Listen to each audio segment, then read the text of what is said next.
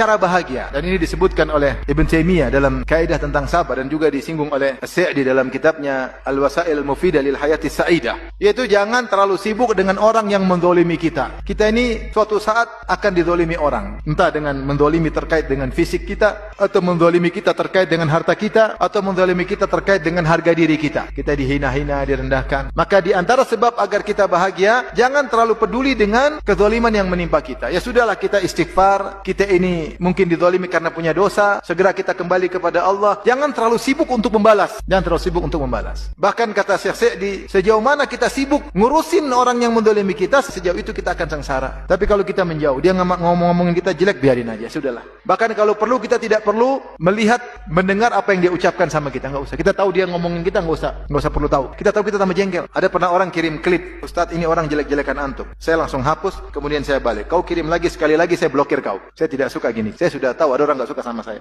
dan saya tidak mau dengar. Saya mau ketawa-ketiwi sama istri, ngapain ngurusin orang jelek-jelekin kita, ngapain? Justru kata Ibn Taimiyah rahimahullah ta'ala, kalau kau dizalimi, yang pertama kau lakukan adalah engkau bertobat kepada Allah. Dan kau tahu bahwasanya tidaklah kezaliman ini menimpamu kecuali akibat dosa-dosamu. Dan ini adalah dampak baik dari kita dizalimi. Untuk introspeksi diri, sadar bahwasanya kita penuh dengan kesalahan. Kata Ibn Taimiyah, justru kalau kau dizalimi, kemudian kau fokus membalas, dan kau lupakan dirimu, dan kau tetap merasa dirimu tinggi, kau tidak merasa punya salah.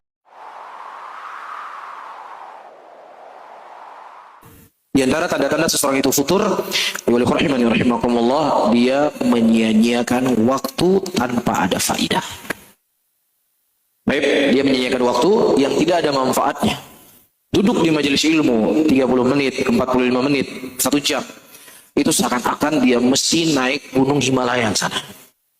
Begitu beratnya, begitu sulitnya. Tapi berbuat sesuatu yang tidak bermanfaat, ya, hanya sekedar melihat ikan, ya, melihat ikan yang warna-warni, dia berangkat dari Banda Aceh pergi ke Sabang. Ya, ongkos kapal, bayar ini, bayar itu.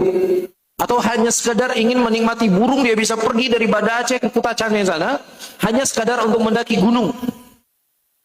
Ya, tetapi untuk hadir di majelis ilmu yang Rasulullah mengatakan, ya, taman di antara taman surga yang ada di muka bumi ini, maka mendekatlah kamu dengan taman surga. Ya, Rasulullah mengkhabarkan ikan-ikan yang ada di lautan itu mendoakan kebaikan bagi orang-orang yang hadir di majelis ilmu. Begitu kita datang. Ya, ini petanda seseorang itu berada di ambang-ambang jurang. Ya, berada di titik-titik yang sangat membahayakan dirinya. Ya, waktu itu dia buang begitu saja. Dan perlu kita sadari teman-teman semuanya. Orang-orang yang hari ini mereka telah menikah